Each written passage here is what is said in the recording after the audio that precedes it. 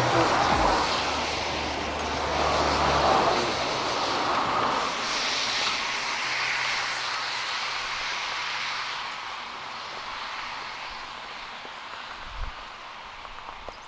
just have to get on with it. Join me today fishing on the 20-foot drain out near March, and we're fishing for roach. Weather's been appalling, but we've sort of had a bit of a break in the weather to do a bit of filming, so I'll just run through kind of what I'm doing, what my rig is, and we'll take it from there. It's quite a deep venue. I don't know if you can see this, but it's probably well over 12 foot deep, and consequently using a pretty heavy rig. This is a 3-gram rig. I'll start at the top. I've got a pink hydroelastic in there. That's about a number 5. Because I'm fishing deep, using a heavy float, and also want to swing the fish into hand, I don't want a light elastic. I need something that's A, going to set the hook, and B, not going to be, I won't be stretching right up in the air trying to grab the fish down here. Main line is 3 pounds, it's 0.11,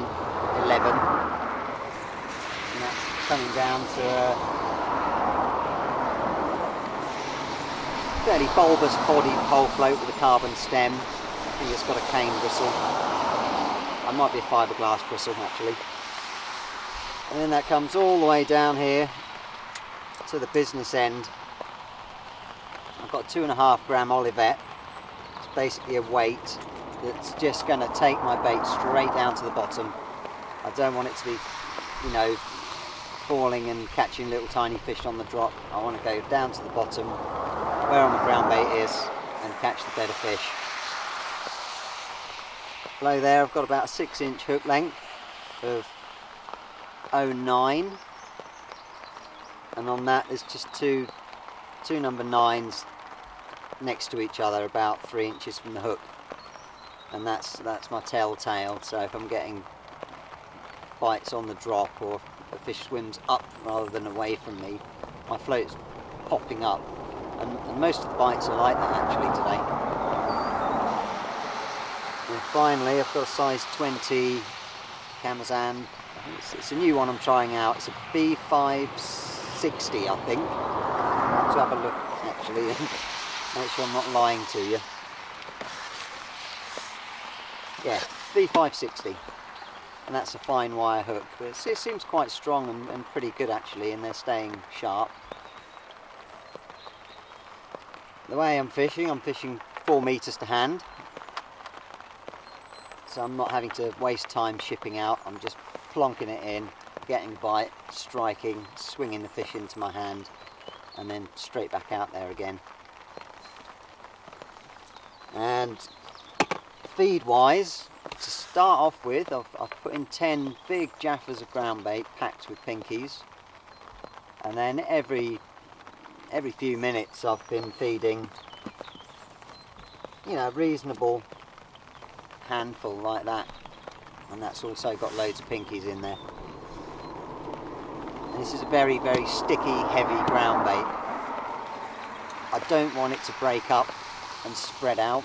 I want it to sink, hit the bottom, and then break up, because I don't want to attract hordes of little fish. There's loads of little roach here, but to get a decent weight you need to catch the bigger ones, you know. So that's why the ground bait's got to go straight down to the bottom. Right, get back to fishing.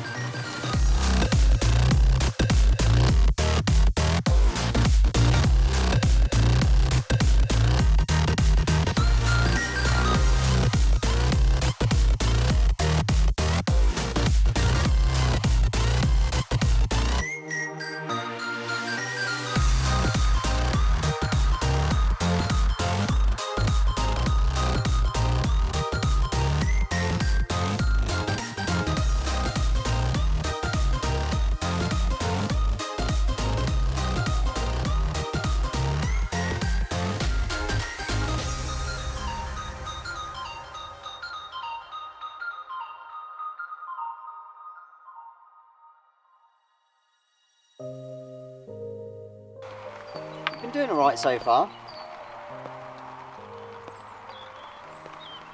It's definitely a biter chuck, not necessarily a fisher chuck, because the bites are a bit hard to hit sometimes.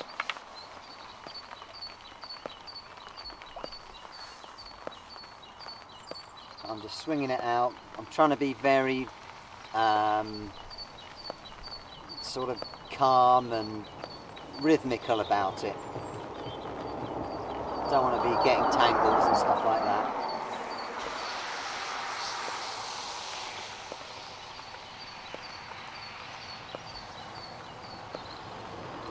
I've no idea what I've got already. I would think I've definitely got well over 10 pounds, maybe 15 already.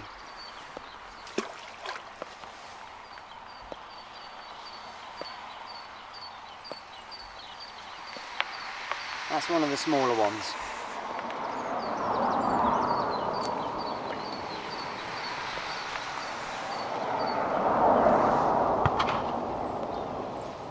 I'm just gently lowering my rig in rather than dumping it all in and just letting it all sink.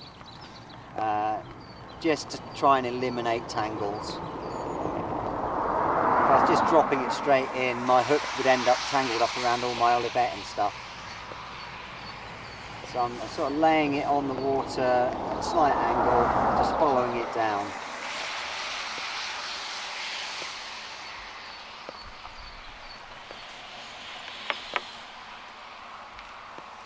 It's a slightly better one, that's typical, probably 2 ounces.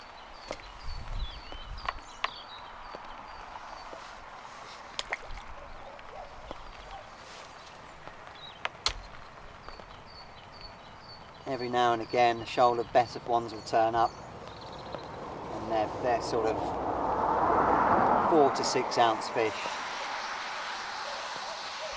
They're the sort of real weight builders.